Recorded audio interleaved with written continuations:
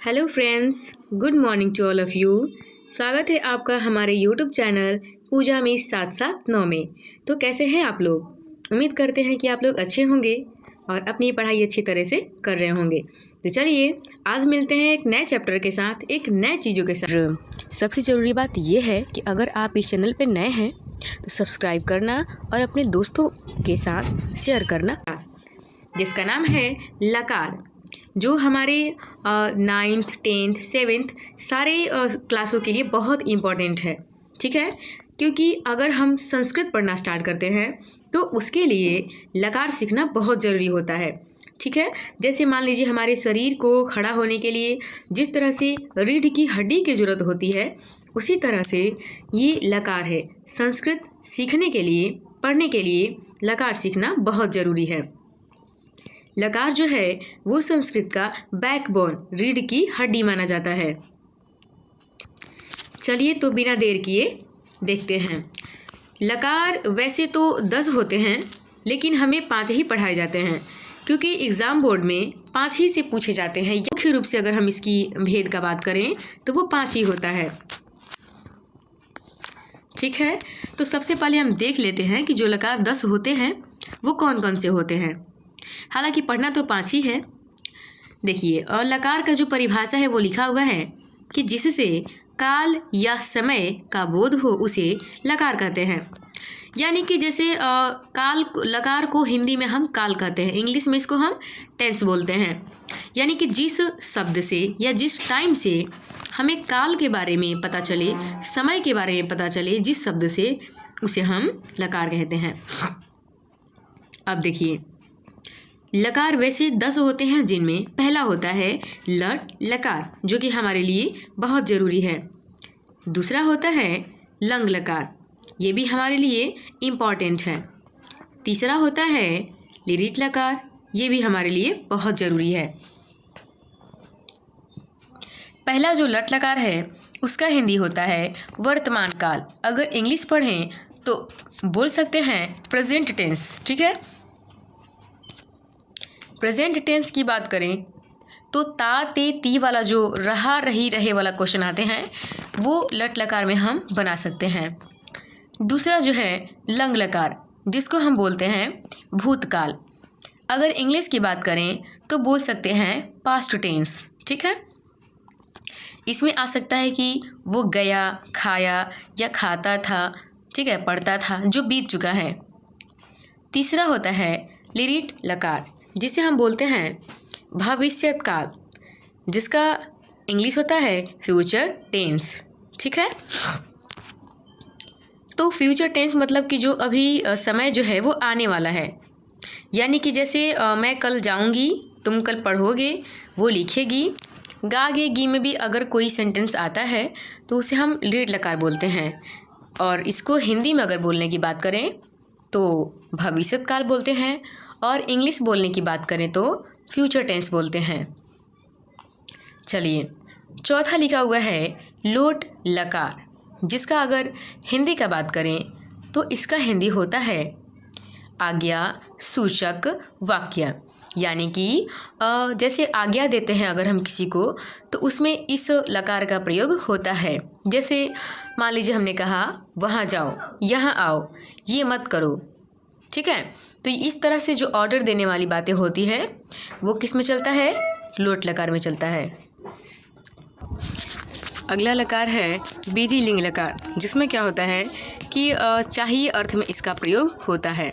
जैसे राम को पढ़ना चाहिए, गीता को खेलना चाहिए। अगर किसी भी सेंटेंस में चाहिए आता है तो उसका प्रयोग हम विधि लिंग लकार में करते हैं और इस लकार पर उसको हम बनाते हैं। अभी जो हमने आपको ऊपर का 5 लकार बताया वो आपके लिए बहुत इम्पॉर्टेंट है। इसके नीचे जो 5 लकार बताएंगे आपको हम, वो इम्पॉर्टेंट तो नहीं है, लेकिन इसको आप दिमाग में रखिएगा। जो 6 नंबर है उसको हम बोलते हैं लीट लकार। जो 7 नंबर है उसको हम बोलते हैं लूट लकार।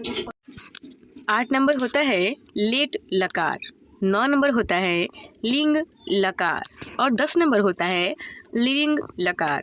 इन 5 के बारे में कोई बहुत नहीं पढ़ना है हमको, क्योंकि ये उतने फेमस नहीं है। जो मेन रूप से है वो ऊपर के 5 हैं, जो हमने आपको बहुत अच्छी तरीके से समझा दिया है। चलिए अब इसके आगे देखते हैं। अब देखिए, लकार हमने आपको बताया है कि जो समय का बोध कराता है उसे हम लकार कहते हैं, काल कहते हैं। जो मुख्य रूप से होते हैं वो 5 होते हैं, जिनमें पहला का नाम है लट लकार, जिसको हम बोलते हैं वर्तमान काल, यानी जो समय अभी अभी चल रहा हो। दूसरा जो है वो है लंग लकार, जिसको हम हिंदी में बोलते हैं भूतकाल, ठीक है, यानी कि जो समय बीत गया हो उसे हम भूतकाल कहते हैं, और उसका अनुवाद लंग लकार पे बनता है। तीसरा है लिरिट लकार, जिसको हम भविष्यत काल बोलते हैं, और अगर इंग्लिश की बात करें तो इसको हम फ्यूचर टेंस बोलते हैं।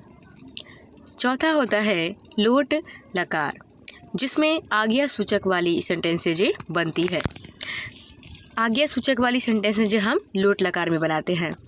इसके बाद होता है 5वां विधि लिंग लकार, जिसका प्रयोग चाहिए अर्थ में होता है, यानी अगर किसी सेंटेंस में चाहिए लगा हुआ है तो उसमें ये हम जो लकार है उसको लगाते हैं। आइए बिना देर किए हम लट लकार समझते हैं। यहाँ पे हमने आपको समझाने के लिए स्क्रीनशॉट लिया हुआ है, ठीक है, क्योंकि अगर हम अपने से लिखते तो टाइम ज़्यादा लगता, ठीक है, इसलिए हमने स्क्रीनशॉट लिया है और इसको समझते हैं। लट लकार मतलब अब हमने आपको बताया है वर्तमान काल, जिसका रूप होता है ती तह अंति, सी थह थ, आमी आवह आमह, ठीक है।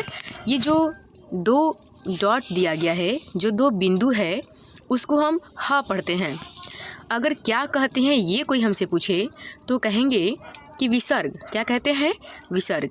लेकिन अगर पढ़ते क्या है उसको तो ह पढ़ते हैं। त में लगा हुआ है तो तह पढ़ेंगे, ठीक है। तो ये 9 होता है, और बाकी सारे अब जितने रूप पढ़िएगा वो सारे रूप में 9 ही लकार चलते हैं, ठीक है, 9 ही चलता है संख्या। ती तह अंति पर हम रूप चलाना सीखते हैं।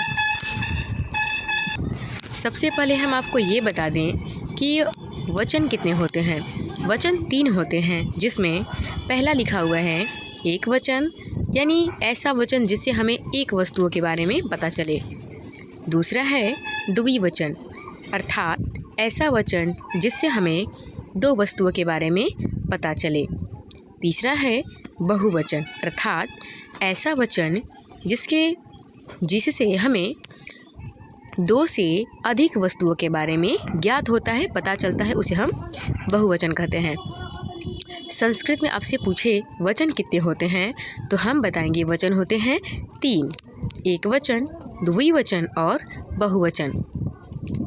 इसके नीचे होता है पुरुष। आइए पुरुष भी जान लेते हैं।